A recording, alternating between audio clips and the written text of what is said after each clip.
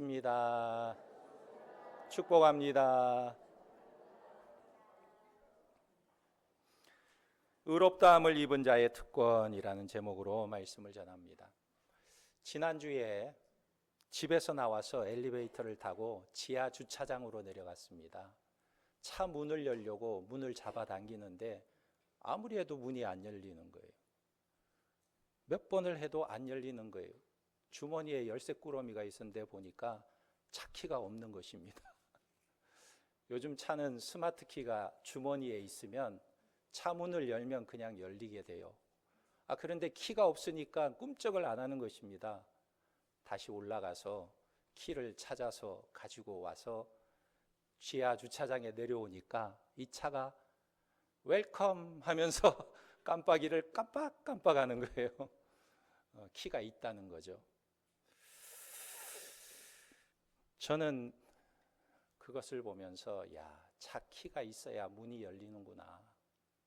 다른 키로는 문을 열 수가 없구나 생각하게 되었습니다. 오늘 로마서의 주제는 하나님과 인간의 관계에 대한 말씀입니다. 한마디로 죄인이 어떻게 하나님께 나아가고 죄인이 어떻게 천국 갈 수 있는가. 로마서는 한마디로 인간이 하나님과 동일한 수준의 의가 있지 않으면 천국에 갈 수 없다 말하고 있어요. 하나님과 동일한 수준의 의가 있지 않으면 천국에 갈 수 없다. 그런데 중요한 것은 우리 중에 누가 하나님과 동일한 정도의 의가 있을 수 있겠습니까? 어떻게 그것이 가능할까요? 로마서 3장 23절에는 모든 사람이 죄를 범하였음에 하나님의 영광에 이르지 못하더니 그랬어요. 모든 사람은 다 죄인이다.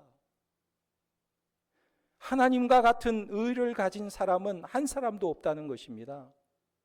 그래서 로마서에 보면 유대인이나 이방인이나 선한 사람이나 악한 사람이나 종교인이나 비종교인 모두를 다 막론하고 인간은 천국에 들어갈 만한 하나님의 의가 없다 말하고 있는 거예요. 그렇다면 하나님의 의를 소유하고 있는 사람은 누구이고 죄인들에게 하나님의 의를 나눠줄 수 있는 사람은 도대체 누구일까? 우리는 누구로부터 하나님의 의를 받을 수 있을까? 구약 성경에 욥기를 보면요, 욥이 이 고민을 했던 것 같아요. 그래서 욥이 하나님께 이런 간구를 합니다. 욥기 9장 32절에 하나님은 나처럼 사람이 아니신즉 내가 그에게 대답할 수 없으며 함께 들어가 재판을 할 수도 없고 우리 사이에 손을 얹을 판결자도 없구나. 욥이 손을 얹을 구원자를 찾고 있는데 의로우신 하나님과 죄인된 인간 사이에 손을 얹어 판결해 줄 존재를 찾고 있는 것입니다. 욥은 이런 존재가 있음을 알고 있었어요. 그래서 욥기 19장 25절에 보면 내가 알기에는 그랬어요. 내가 알기에는 나의 대속자가 살아계시니 마침내 그가 땅 위에 서실 것이라 그랬어요. 욥은요, 우리의 힘으로는 하나님께 나아갈 수 없지만 우리를 구원할 구원자가 있음을 알고 있었다는 거예요. 그리고 마침내 그가 땅 위에 서실 것이다 고백하고 있는 것입니다. 그러면 욥의 시대에 그분은 도대체 어디에 계셨을까? 욥기 16장 19절에 지금 나의 증인이 하늘에 계시고 나의 중보자가 높은 데에 계시니라 이렇게 고백하고 있어요. 그런데 여러분, 이분이 과연 누구일까요? 이분은 도대체 어떤 분이십니까? 바로 이분이 우리 주 예수 그리스도이심을 믿으시기 바랍니다. 그래서 요한복음 3장 16절에 하나님이 세상을 이처럼 사랑하사 독생자를 주셨으니 이는 그를 믿는 자마다 멸망하지 않고 영생을 얻게 하려 하심이라 그랬어요. 요한복음 1장 12절에도 영접하는 자 곧 그 이름을 믿는 자들에게는 하나님의 자녀가 되는 권세를 주셨으니 그랬어요. 그러므로 예수 그리스도만이 오직 하나님의 의를 소유한 분이시자 예수님만이 죄인들에게 하나님의 의를 주실 수 있는 분이시라는 거예요. 그래서 로마서 5장은 이렇게 예수 그리스도를 믿음으로 말미암아 하나님의 의를 얻은 사람에게 주어지는 특권이 무엇이냐는 거예요. 예수를 믿어 하나님의 의를 소유한 사람들의 특권이 도대체 무엇이냐? 여러분들은 예수 그리스도를 믿습니까? 그리스도를 믿음으로 하나님의 의를 소유하고 있습니까? 그렇다면 그 의를 소유하고 있는 자들에게 주시는 특권이 무엇이냐는 거예요. 첫째로 우리에게 주시는 특권은 하나님의 화평을 누리는 것이다 말씀하고 있는 것입니다. 1절 말씀에 보면 그러므로 우리가 믿음으로 의롭다 하심을 받았으니 우리 주 예수 그리스도로 말미암아 하나님과 화평을 누리자 그랬어요. 하나님과 화평을 누리자. 여러분 하나님과 화평하십니까? 하나님이 두렵게 느껴져요? 하나님과 화평하고 계십니까? 우상을 숭배하는 사람들은 자기 신을 그렇게 두려워하는지 몰라요. 우상을 숭배하는 자들은 자기들이 섬기는 신을 그렇게 두려워해요. 여러분들은 하나님과 화평하고 계십니까? 이 화평은 우리의 감정적인 평안이나 평강을 말하는 것이 아닙니다. 예를 들어서 바울이요 로마의 죄인으로 압송될 때 그의 마음이 참으로 무거웠을 거예요. 두렵기도 하고 염려도 되고. 그런데 그의 간구와 성도들의 위로로 인해서 바울이 마음에 평안을 얻게 됩니다. 바울이 죄수의 몸으로 로마에 도착했을 때 로마 성도들이 마중 나와서 그를 맞이해 준 거예요. 그래서 사도행전 28장 15절에 보면 그곳 형제들이 우리의 소식을 듣고 앞비오 강장과 트레이스 타베르네까지 맞으러 오니 바울이 그들을 보고 하나님께 감사하고 담대한 마음을 얻으니라. 또 바울이요 디도의 위로를 받고 그것이 큰 위로가 되었다고 고백합니다. 고린도후서 7장 6절에 그러나 낙심한 자들을 위로하시는 하나님이 디도가 옴으로 우리를 위로하셨으니. 그러니까 이 바울이 이런 어려움과 위기 속에서 평안을 얻었다 고백하고 있어요. 그래서 이 바울은 감옥에서도 평안할 수 있었는데 빌립보서 4장 6절에 이렇게 고백합니다. 아무것도 염려하지 말고 다만 모든 일에 기도와 간구로 너희 구할 것을 감사함으로 하나님께 아뢰라. 그리하면 모든 지각에 뛰어난 하나님의 평강이 그리스도 예수 안에서 너희 마음과 생각을 지키시리라. 그러니까 어려운 일이 있을 때 기도하고 하나님의 도우심을 구할 때 하나님의 평강이 우리의 마음과 생각을 지켜주신다는 것입니다.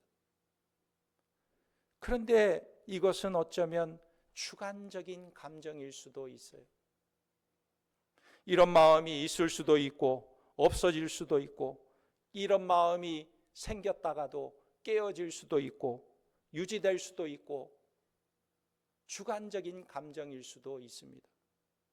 그러나 오늘 로마서 5장 1절에 고백하고 있는 이 화평은요 감정적인 것이 아니에요.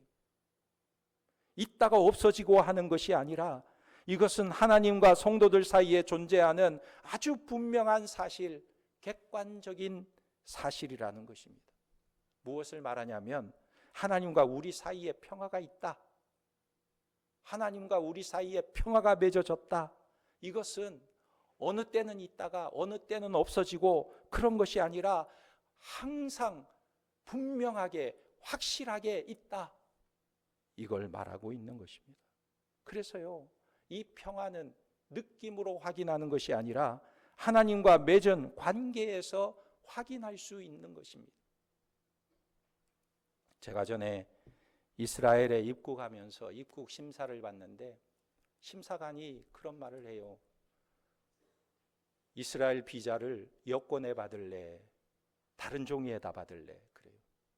그래서 왜 그러냐고 그랬더니 여권에다가 이스라엘 비자를 받으면 다른 나라에 갈 때 제약을 받는다. 다른 나라에 입국하지 못할 수도 있다. 그러니 너의 여권에 받을래? 다른 종이에 받을래? 그래요. 당연히 다른 종이에 받겠다 그랬죠. 그리고 이스라엘에 입국해서 지내다가 이제는 떠날 때가 되어서 이스라엘에서 나왔습니다. 그런데 제가 이스라엘에 머물렀기 때문에 다른 중동 국가에 못 가게 될까요? 갈 수 있지요. 시리아나 레바논이나 뭐 이런 나라도 저는 당당하게 갈 수가 있습니다. 왜요? 대한민국 여권을 가지고 있기 때문에. 대한민국과 그 나라가 비자 협정이 맺어져 있기 때문에 저는 여권만 가지고 있으면 당당하게 그 나라에 갈 수가 있는 거예요. 내가 아무리 이스라엘에 머물러 있었어도 두려워할 필요도 없고 염려할 필요도 없고 걱정할 필요도 없고 대한민국 여권으로 그 나라에 들어갈 수가 있는 것입니다. 마찬가지예요. 우리에게 예수 그리스도의 의가 있으면 우리는 이미 하나님과의 관계 속에 평화가 있는 거예요. 그러므로 하나님은 의롭다함을 입은 성도들을 향해서 아무런 적대감이 없는 것입니다. 얼마든지 우리가 하나님 앞에 담대하게 나아갈 수 있는 거예요. 고린도후서 5장 17절에 그런즉 누구든지 그리스도 안에 있으면 새로운 피조물이라 이전 것은 지나갔으니 보라 새 것이 되었도다. 모든 것이 하나님께로서 났으며 그가 그리스도로 말미암아 우리를 자기와 화목하게 하시고 또 우리에게 화목하게 하는 직분을 주셨으니. 할렐루야. 여러분, 우리들은 하나님과 화목하게 된 존재임을 믿으시기 바랍니다. 그래서 하나님은 더 이상 우리를 적대적으로 대하지 않아요. 우리를 더 이상 원수처럼 대하지 않습니다.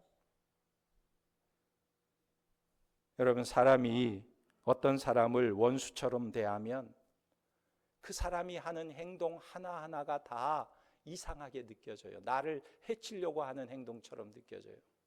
사람을 원수처럼 대하면요, 그 사람이 선한 의도로 뭔가 좋은 일을 해도 왜 저럴까? 왜 나한테 잘해주지? 무슨 꿍꿍이가 있나? 음모가 있나 봐. 뭐 이렇게 생각할 수도 있는 거예요. 적대적으로 생각하면 좋은 행동도 잘하는 것도 좋게 안 보이는 거예요.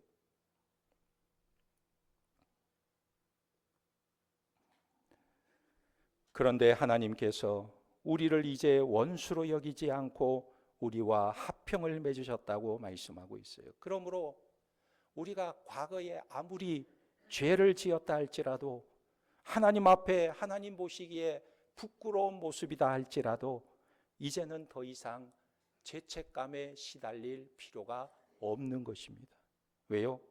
예수 그리스도께서 우리 대신 우리의 죄의 모든 형벌을 다 받으셨기 때문에 그런 것입니다. 믿으시기 바랍니다. 고린도후서 5장 19절에 곧 하나님께서 그리스도 예수 안에 계시사 세상을 자기와 화목하게 하시며 그들의 죄를 그들에게 돌리지 아니하시고 화목하게 하는 말씀을 우리에게 부탁하셨느니라. 할렐루야. 하나님께서 우리와 화목하셨을 뿐만 아니라 우리에게 화목해 하는 직책도 주셨다 말씀하고 있는. 그러니까 여러분, 우리가 얼마나 놀라운 은혜를 입고 직책을 받았습니까? 이 혼란한 세상에서 화목해 하는 직책을 받은 자들이에요. 그러므로 우리는 하나님과 화목한 관계에 있기 때문에 언제라도 하나님을 만날 수 있고 언제 죽더라도 우리는 천국에 들어갈 수 있는 천국 백성임을 믿으시기 바랍니다. 그런데 어떤 사람은요, 복음을 전할 때 예수 믿으면 천국 갑니다. 예수 믿고 천국 가세요. 그러면 이렇게 말하는 사람이 있어요. 아니, 내가 무슨 낯짝으로 천국에 가요? 지은 죄가 그렇게 많은데 내가 무슨 낯짝으로 어떻게 얼굴을 들고 천국에 갈 수 있어요? 이 죄를 다 어떻게 하고?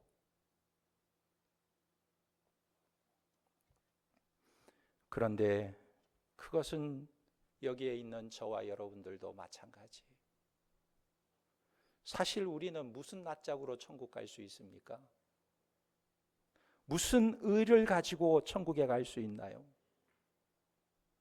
오직 예수 그리스도의 의를 가지고 천국에 갈 수 있는 줄 믿으시기 바랍니다. 그리고 두 번째 우리에게 주시는 의의 특권은 하나님의 은혜 속에 들어가 있다라는 거예요.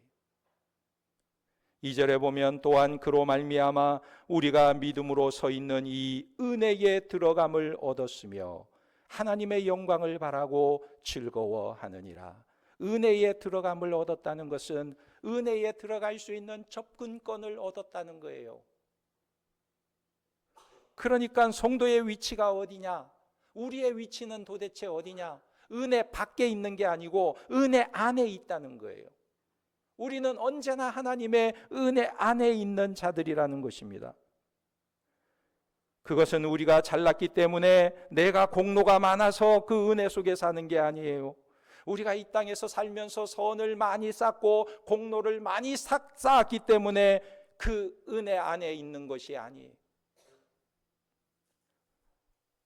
우리가 천국에 들어가게 되고 하나님의 은혜 가운데 사는 것은 우리가 자격이 없고 공로도 없지만 하나님께서 우리에게 거저 베풀어 주시는 하나님의 은혜의 선물 때문이라는 것입니다.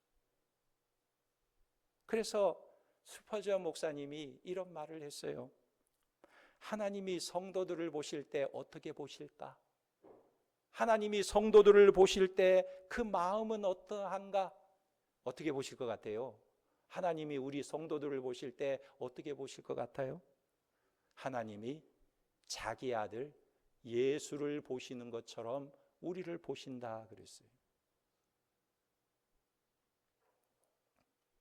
하나님께서 세례를 받고 물 위로 올라오신 예수를 보시고 뭐라고 했어요? 이는 내 사랑하는 아들이요 내 기뻐하는 자다 말했어요. 그러니까 하나님께서 우리 성도들을 보실 때 너는 내 사랑하는 아들이다, 내 기뻐하는 자다 이렇게 말씀하신다는 거예요. 이것을 믿으시기 바랍니다. 여러분, 우리 유치부 아이들이 성탄절 때 이 앞에 나와서 율동을 하거나 찬양을 하면 우리 성도들의 모습이 어떤지 아세요? 지금 표정하고는 180도 달라. 얼마나 빵긋 웃으면서 아이들을 보는지, 그 아이들의 모습을 보면서 얼마나 이뻐하는지 몰라요. 얼굴에 그냥 이뻐하는 모습이 담겨져 있어요. 그런데 그 부모는 더해. 자기 아이가 율동하는 모습 보면서 얼마나 흐뭇해하는지 몰라요. 그런데 하나님께서 우리를 보실 때 마치 자기 아들을 보시는 것처럼 그렇게 보신다. 그러므로 성도는 오늘 2절 말씀처럼 그로 말미암아 그 은혜에 들어가는 자가 되었다라는 것을 믿으시기 바랍니다. 미국의 유명한 신학자요 목회자인 도널드 반 하우스 목사님이 프랑스에 유학 중에 알프스 지방 마을에서 성경 공부를 인도하러 가는데 신부를 만나서 대화하게 되었어요. 그가 말하기를 이런 말을 했어요. 아니, 당신네 개신교도들은 왜 신부를 통해서 하나님께 나아가지 않고 직접 나갑니까? 천주교는 신부를 통해서 기도하잖아요. 신부한테 가서 고해성사하잖아요. 대신 좀 기도해달라고 그러잖아요. 프랑스 엘리제 궁에 대통령을 만나러 들어갈 때에도 그냥 들어가는 법이 있습니까? 비서를 통해야지요. 어떻게 직접 들어갈 수 있습니까? 그러자 도널드 반 하우스 목사님이 이렇게 대답했습니다. 그렇죠. 우리가 엘리제 궁에 들어가는 것은 매우 힘든 일입니다. 비서를 통하지 않고는 들어갈 수가 없겠죠. 그런데 그 대통령의 아들은 어떻습니까? 대통령이 그 아들은 아침에 일어나서 아빠와 함께 식사하고 대통령이 일하러 나가면 아빠 잘 다녀오세요 하면서 볼에 입도 맞춰주고, 아들이 비서실에 등록하고 아빠를 만나는 법이 어디 있겠습니까? 이렇게 대답을 했다고 합니다. 한 번은요, 미국이 남북 전쟁이 일어났을 때 링컨이 있는 백악관 앞에 어떤 군인이 와서 대통령을 좀 만나게 해달라는 거예요. 문을 지키는 보초가 절대 안 된다고 막았습니다.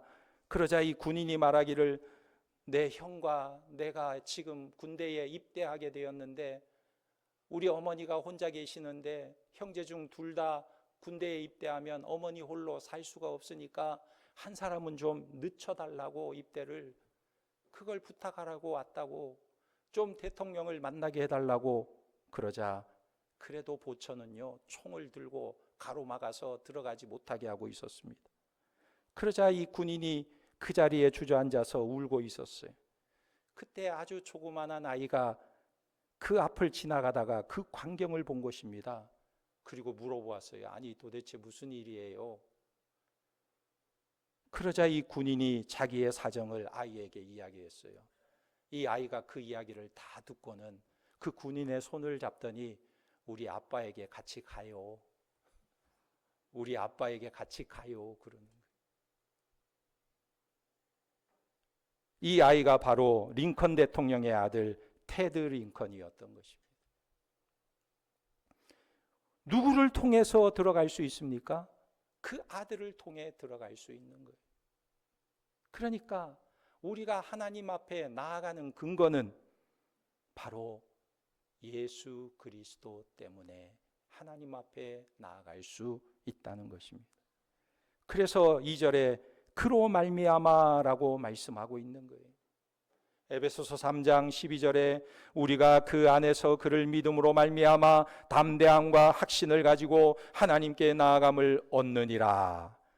그러니까 하나님은 우리를 누구로 여기시느냐? 그 아들과 같이 여기신다는 거예요. 그 딸과 같이 여기신다는 것입니다. 그러므로 우리는 만왕의 왕이신 하나님 앞에 담대히 나아갈 수 있는 특권이 있는 줄 믿으시기 바랍니다. 그렇다면 여러분, 이 특권을 사용하고 계십니까? 매일매일 사용하시기를 바랍니다. 하나님 앞에 나아갈 수 있는 특권이 있는데 나아가지를 않아. 날마다 하나님 앞에 나아가는 자들이 되기를 주님의 이름으로 축원합니다. 그래서요, 사소한 것까지도 하나님의 도우심을 구해야 돼요. 아버지, 도와주세요. 아버지, 힘을 주세요. 아버지, 이 어려운 문제를 해결해 주세요. 아버지, 돈도 좀 주세요. 뭐 이런 거는 구하면 안 된다고 생각하십니까?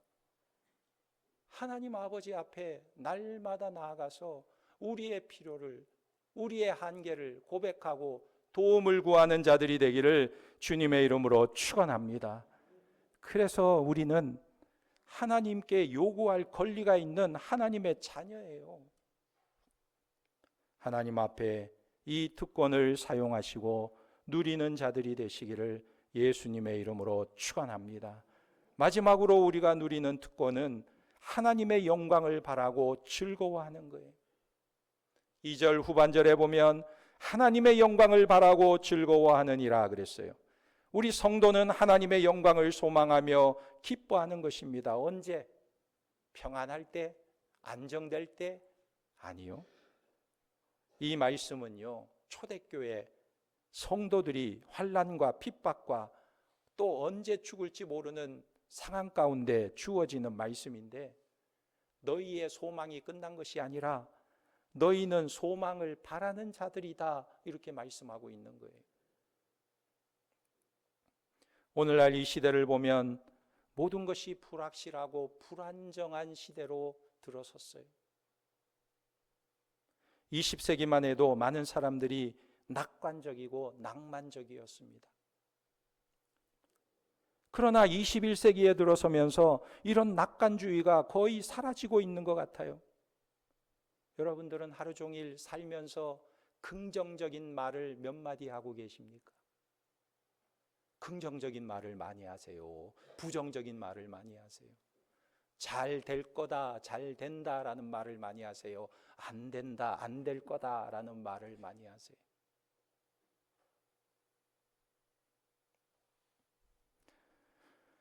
이 나라는 어떻게 될 것인지, 경제는 앞으로 어떻게 될 것인지, 교육계는 어떻게 될 것인지, 의료계는 앞으로 어떻게 될 것인지, 우리의 자녀들의 미래는 어떻게 될 것인지. 지금은요, 세계 초강대국도 미래에 대해서 불안해하는 거예요. 미국에서도 미래가 불안하니까 이제는 보호무역 정책으로 점점 문을 닫고 있어요. 문을 닫고 있어요. 사람들도 못 들어오게 하고요. 점점 무역도 보호무역으로 문을 닫고 있어요. 그래서 지금 중국도 불안하고 러시아도 불안한 처지에 있습니다. 그러니까 요즘은 보면 대선 때가 되면요, 후보자들이요, 막말을 하는 사람이 막 인기를 얻어요. 왜? 말을 막 하면서 사람의 마음을 시원하게 해주니까 그 막말을 통해서 막 인기를 얻으려고 애를 쓰는 것을 보게 됩니다. 전에 필리핀 대통령이요, 대통령 후보로 나와서 막말을 막 했습니다. 뭐라고 했냐면 마약 사범은 발견되면 총살시킨다고, 보는 즉시 총살시킨다고. 그래가지고 그가 대통령이 됐어요.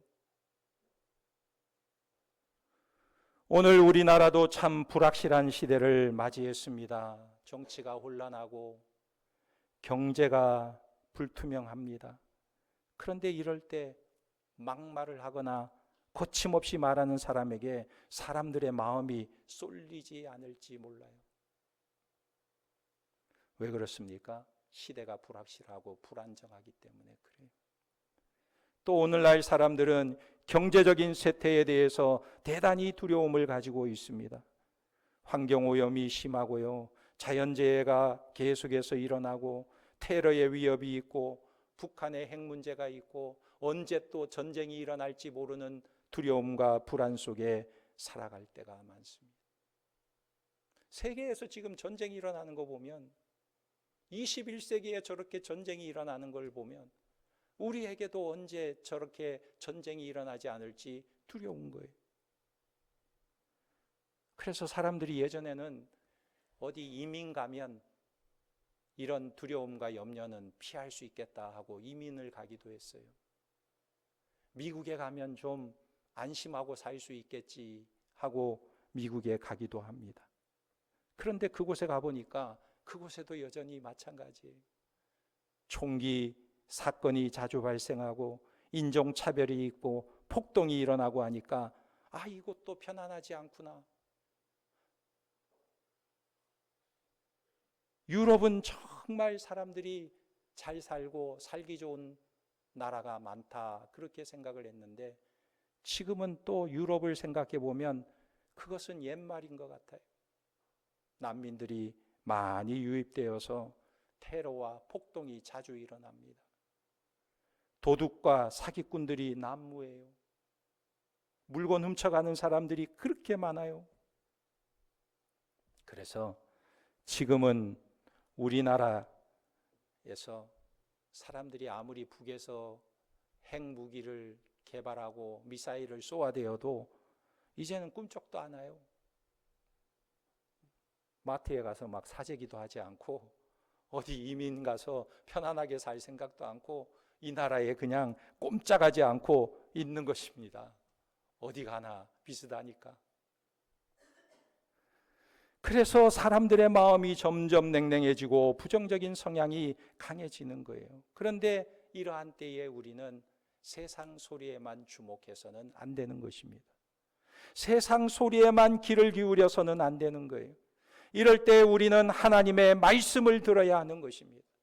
천지 만물의 창조주가 되시고 우리의 아버지가 되시는 그 하나님의 말씀을 들어야 하는 거예요. 여러분, 하나님의 말씀이 무엇입니까? 세상이 아무리 불안하고 거침없는 소리가 난무하고 미래의 희망은 보이지 않는다 할지라도 하나님의 백성들에게는 영광이 주어질 것이다. 소망이 있다는 거예요. 그러므로 성도들은 그 영광을 바라고 즐거워해야 할 줄 믿습니다. 초대교회 성도들은 환난과 어려움과 여러 가지 고난 속에서도 영광의 소망을 간직하고 살았어요. 그래서 오늘 로마서 5장 2절의 말씀을 읽으며 우리는 소망을 가져야 하는 것입니다. 2절에 또한 그로 말미암아 우리가 믿음으로 서 있는 이 은혜에 들어감을 얻었으며 하나님의 영광을 바라고 즐거워하느니라. 할렐루야. 우리에게 소망이 있는 줄 믿으시기 바랍니다. 로마서 8장 18절에 생각건대 현재의 고난은 장차 우리에게 나타날 영광과 좋게 비교할 수 없도다 그랬어요. 현재는 우리가 당하는 고난이 없을 수 없지만 그러나 이 모든 고난은 미래에 나타날 영광과 좋게 비교할 수 없다라고 말씀하고 있는 것입니다. 그러므로 이것을 생각하면 우리는 얼마든지 기뻐하고 즐거워하는 삶을 살 수가 있는 거예요. 그러므로 이렇게 예수 그리스도로 의롭다함을 받은 사람들은 화평의 특권을 가지고 은혜의 특권을 누리며 미래에 나타날 영광의 특권을 소망하며 늘 하나님께 감사하며 찬송과 영광을 돌리는 삶을 살기를 예수님의 이름으로 축원합니다. 아멘. 기도하겠습니다. 하나님 아버지, 우리에게 진정한 소망을 주심을 감사합니다. 하나님의 영광의 소망을 바라보며 하나님 나라를 꿈꾸며 살아가게 하시고 그 은혜 속에 거할 수 있는 하나님의 백성들이 되게 도와주시옵소서. 주님 오시는 날 그날까지 하나님 나라를 확장하게 하시고 한 흔들림 없이 하나님 나라를 향하여 달려갈 수 있는 우리의 발걸음이 되게 도와주시옵소서. 예수 그리스도의 의를 힘입어 담대히 날마다 하나님 앞에 나아가게 도와주시고 그 은혜 속에 거하게 도와주시고 영광의 미래를 바라보며 소망하며 살아갈 수 있도록 축복하여 주시옵소서. 모든 것 주님께 의지하오며 예수님의 이름으로 기도하옵나이다. 아멘.